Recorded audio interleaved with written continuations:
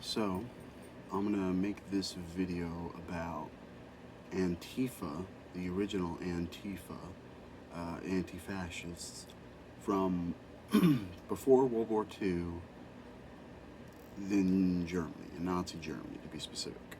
Um, Now, there are a lot of people out there. There's a guy named Kenneth that really inspired me to make this video. But there are a lot of people out there who believe that they are anti-fascist, that they are Antifa, because they are against Donald Trump and they are against the current administration. So therefore, they fit all the barometers for anti-fascism. And I'm here to tell you that that's not how that works. That anti-fascism is not just disliking Donald Trump or disliking Republicans or disliking the current administration. That anti-fascism is something more than that. And I would think that if you look at the original Antifa from Nazi Germany that was created by the Communist Party in response to the Nazis, that would be more than enough evidence of what actual true anti-fascism is. And Kenneth, like I said, he's the one who inspired this video because he's a vote blue no matter who liberal. And he made a post on his Facebook saying he was the leader of Antifa. I'm sorry. If you were a vote blue no matter who, liberal or Democrat, you are not anywhere near being on the same level as an anti-fascist of the Anti-Fascist Action Organization in Nazi Germany. Those were true anti-fascists. I would even, I'm a Marxist-Leninist, but I would even go out on a limb and say that the anarchists, a part of Anti-Fascist Action America today, they are more anti-fascist than the vote blue no matter who liberals. Um, Even anarchists understand this. Like I said, I'm not an anarchist. I'm a Marxist-Leninist. I mean, got the Soviet Union flag in the background here. I'm a Marxist-Leninist. I used to be an anarchist. When I was younger, but I grew out of that. But even this is aside, I am willing to acknowledge that at least anarchists understand that Democrats and Republicans are two wings of the same bird, two sides of the same coin, and one side is not better than the other. One side's not going to help you out better than the other. And there's no point in trying to pretend that you are anti-fascist if you support the Democrats. And I mean, this should have been clear way back when Biden was elected, when Biden was 10 toes down for supporting the genocide in Palestine, for supporting the colonization of Lebanon, which has now evolved into a genocide of Lebanon. It should have been clear. It should have been very, very clear that when all of that happened, the Democrats were not more or less, they were not more noble or less evil than the Republicans. It should have been clear from that moment onwards that these are two evil camps and they both serve the same masters: capital, profit, and colonization. That should have been evident after that moment. I mean, I understand that a lot of people have been under the veil. You've been blinded. I get it. And there takes a lot of watershed moments for people to get into gear and to understand, oh, okay, this is what's actually happening. I get it. It takes a minute. It took me a minute. It wasn't an immediate thing for me. It took years for me to eventually become a Marxist-Leninist. I started out as a Bernie bro, became an anarcho-communist, and then I became a Maoist, and now I'm a Marxist-Leninist. And it took time. It took a lot of reading, a lot of learning for me to come to these conclusions. So I get it. I'm not saying that everybody else needs to hurry up and come to these conclusions overnight. That's impossible. But what I'm saying is that there should be enough evidence, right? You shouldn't have to do all the reading, right? There should be enough evidence already that should be tantamount and prove to you, oh, okay, yeah, these are not good people. These are not the lesser evil. I'm sorry, but there's more of this being fed right now because it's 2026. It's summertime 2026, and so the midterms are coming up. So they're trying real hard to get people's votes. They know that they might be doing better this time around just because of how unpopular the Trump administration is. So they're trying everything they can to get those votes. And unfortunately, it's working for some. It's working for some because some people see the DSA and people like Bernie and AOC and Zoran as viable alternatives in the system. These guys are just the same Democrats, man. All they've done is they've adapted radical language. They've taken from Marxist philosophers and twisted that language for their own capitalist benefit. That is the only thing that has happened here. I mean, you have people like Bernie, AOC, Zoran, and the squad, all they do is they funnel resentment and dissidence of this current system right back into the same system. They really make people think that they're doing something different, that they're fighting against the system. But they unveil themselves every day. They take the mask off every day. Zoran ran on how popularly anti-Zionist he was, and he was so pro-Palestine.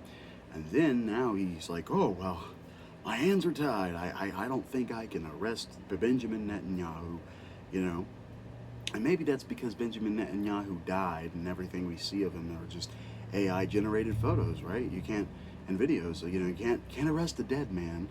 Maybe. I'm not saying that's definitively the case. I'm just saying maybe that's why.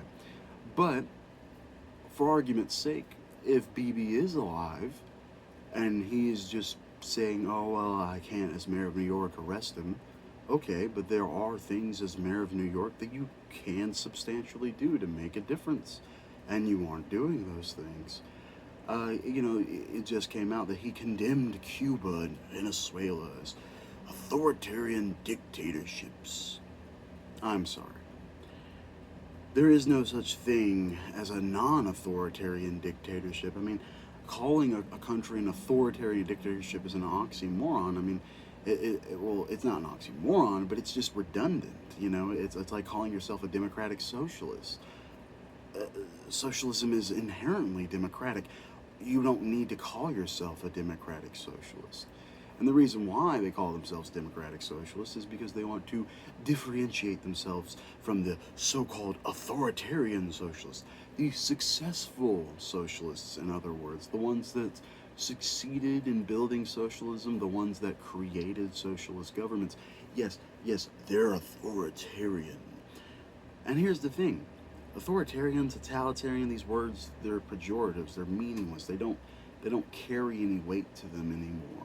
They used to mean something to because most people used to be liberals, but they don't mean anything anymore because what government isn't authoritarian? You're going to tell me these capitalist governments aren't authoritarian? These bourgeois republics with their representative democracies, they aren't authoritarian? I mean, they had to come into power by authoritarian means, and they use authoritarian means to keep their power. So how and in what way are they not authoritarian? In what way is any society and any government not authoritarian?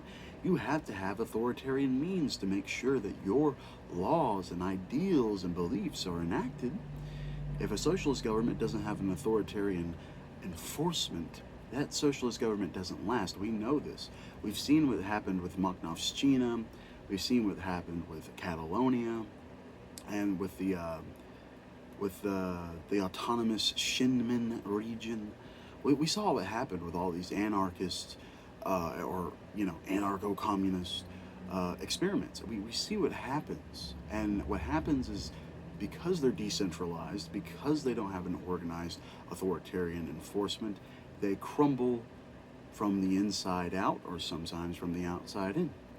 And that is why it doesn't work. And that is why, if you want to be successful, you have to have an authoritarian government. But of course, these democratic socialists would have you believe that they They are socialists, but the good kind. But what they're saying is they're reformists. They're saying, oh yeah, Cuba, Venezuela, Zoran said that about Cuba and Venezuela. Oh yeah, y'all are authoritarian dictatorships. But he doesn't acknowledge how this country is a capitalist authoritarian dictatorship. He doesn't acknowledge how this country thrives off authoritarianism, that you can't be who you are without it. I mean, you think that Zoran is an authoritarian? I mean, he's using authoritarian means to enact his, what's it called, moratorium on rent. That's authoritarian. He's using his own power, his own force to make sure that happens. That's authoritarian. Everything in a government is authoritarian, because if it is not enacted through authoritarian means, it will not succeed and it will not last. If you actually want it to last, that's how you have to enact it. We can't destroy the state, we can't destroy the government until all of those opposing components are gone. Until there is a world united by communism, united by communist governments, the withering of the state will never happen. That the withering of the state only happens once the world is united under communism. And since this world is so enraptured by the capitalist stronghold, it's not going to happen for a long time. And that's the thing that people need to understand, is that voting blue no matter who, supporting the DSA, supporting democratic socialism, all of that is a dead end. As Stalin said, social democracy is the moderate wing of fascism. All people like Zoran, Bernie, AOC, and the squad do is funnel dissidents and funnel discontent right back into the same system. And I mean, is it not clear that this is all a psyop? Is it not clear that these supposed solutions, these supposed socialists, these supposed alternatives are not actually alternatives, but are legitimately just taking us and funneling us right back into the same system? And it works because a lot of these people who like the DSA, who like Zoran, who like all of this, a lot of these people were originally liberals. And so they can't wrap their heads around violence because they've been sold the lie that retaliatory violence is just as bad as the offensive violence, which is just not true in any capacity.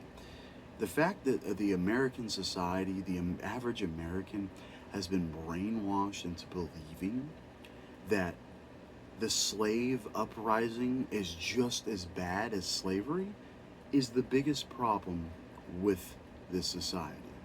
And is why nothing actually ever tangibly changes for the better in this society, is because everyone has been inundated and brainwashed to believe that, oh, if we uprise, if we have a revolution and kill all those in power, we're just as bad as those who are in power doing all the killing. No. Well, you've been brainwashed into thinking that defensive violence is the same as offensive violence. But as the third law of thermodynamics declares, every action has its equal opposite reaction.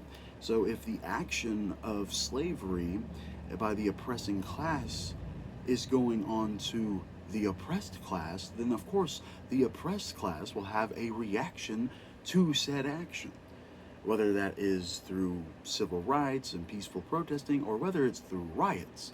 The point is that your oppression, the oppression of the oppressed, will always result in the oppressed responding to said oppression in some capacity. And we tried the peaceful protesting, we tried the we shall overcome and all that good stuff in the 60s, and look where it got us. Absolutely nowhere. We thought we made success. We thought we made all these great leaps, and we, oh, look, now segregation's over, women are equal, blah, blah, blah, blah, blah, blah, blah, But it's so not true. All of those so-called successes, all the things we thought we achieved were illusions. They were illusions to pacify a discontented mass of people. You think segregation's over? Or why do people call that side of town across the railroad tracks the hood or the ghetto? I mean, where do you think the terms like ghetto came from? It came from Nazi Germany in World War II, whenever they were huddling all the Jews and the Roma people and the disabled people and the homosexuals into concentration camps, and Soviet POWs for that matter.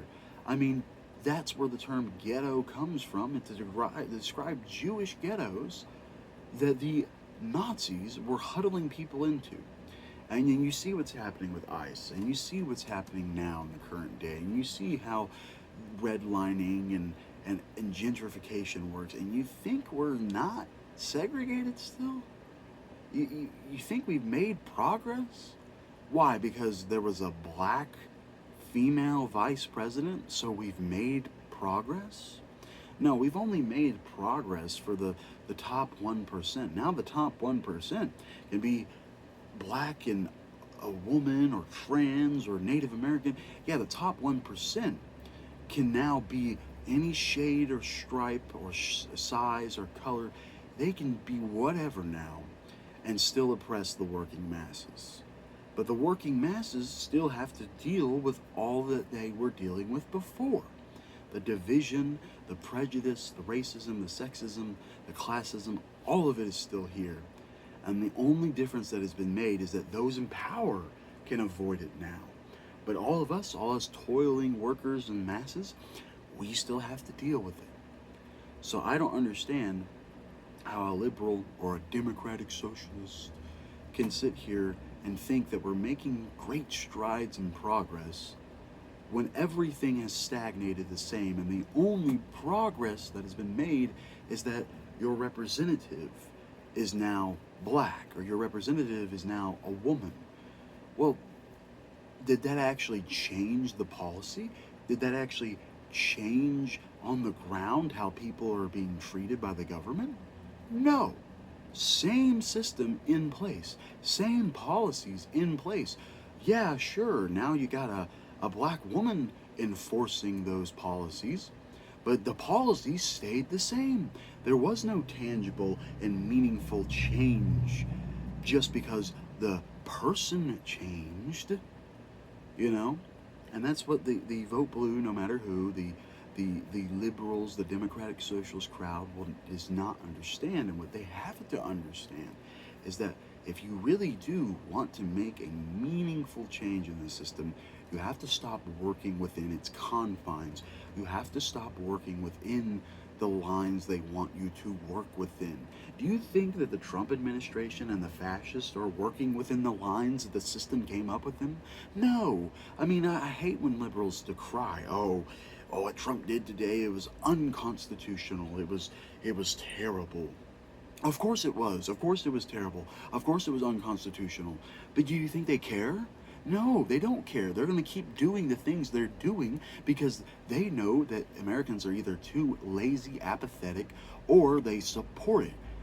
So that they know they're not going to do anything about it. They're either full of fear, apathy, or they're just plain lazy, or they just support it. And so of course nothing's going to change and nothing's going to happen. So we have to stop trying to color within the lines. And that's the problem with Democrats. That's the problem with democratic socialists.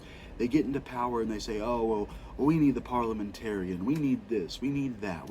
We have to follow everything by the book. But then a Republican gets in power, and the Republican can do any and whatever they want. Why? Why can a Republican do whatever they want, but a Democrat has to follow the rules? It's because it's called controlled opposition. That's why. Because there is no difference between the two classes. It is controlled opposition, and the social policies to which they do disagree on are not actual disagreements and just ways to keep us divided. That is the only reason why they follow the rules and the Republicans don't. Is because a controlled opposition follows the rules, and then the actual oppressors that can get away with everything don't color within the lines.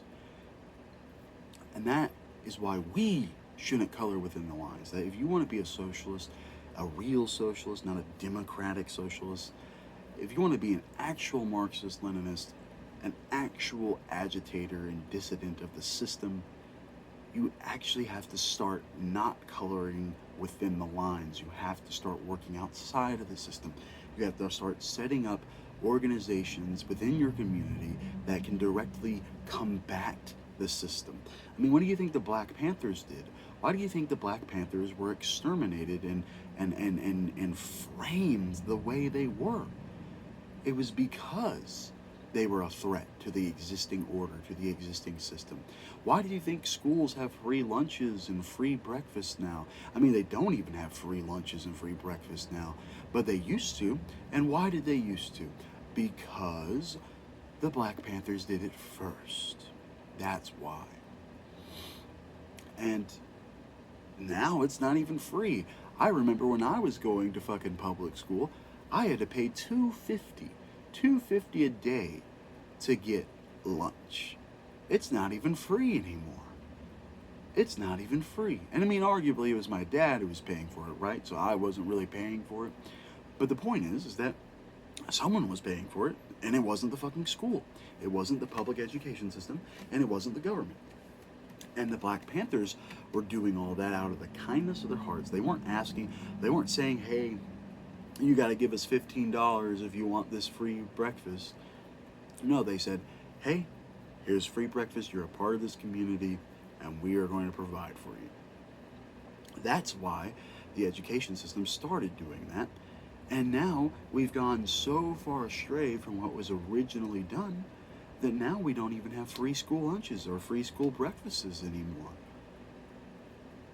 It should be evident that if you want to make a meaningful change in this country, you can't work within the system's confines.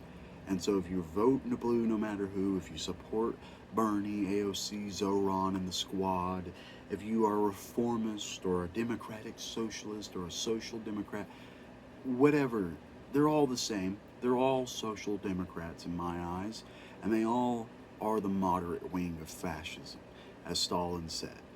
They are all just funneling you right back into the same system they claim to be against. If you truly call yourself an anti-fascist, if you truly want to be an anti-fascist, as my friend Kenneth here says that he's the leader of, then you cannot support the Democrats. You cannot support the DSA. You cannot support democratic socialism or social democracy.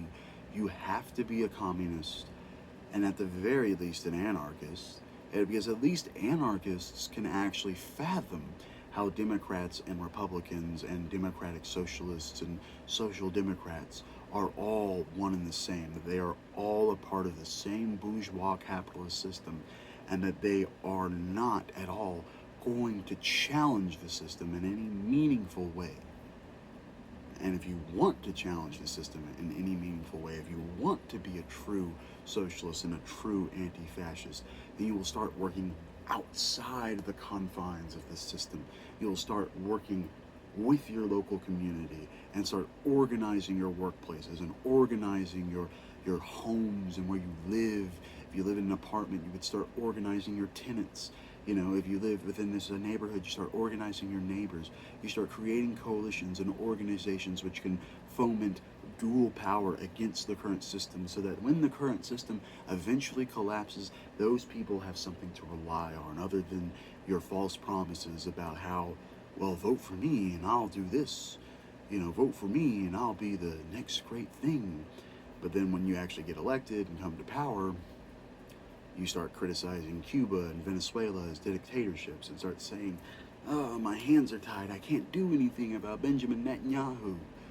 That's what happens when you support democratic socialists and social democrats and the DSA and Democrats in general. That's what, even Republicans, that's what happens when you support Republicans too. It's what happens when you support anyone in the current system of things. What you have to realize is that the current system, regardless of what affiliation or title one you want to give yourself, is not working for us, the working class, the people, the toiling masses. If you want a system like that, we have to build it, and we have to destroy this current system and not work within it and not vote blue no matter who.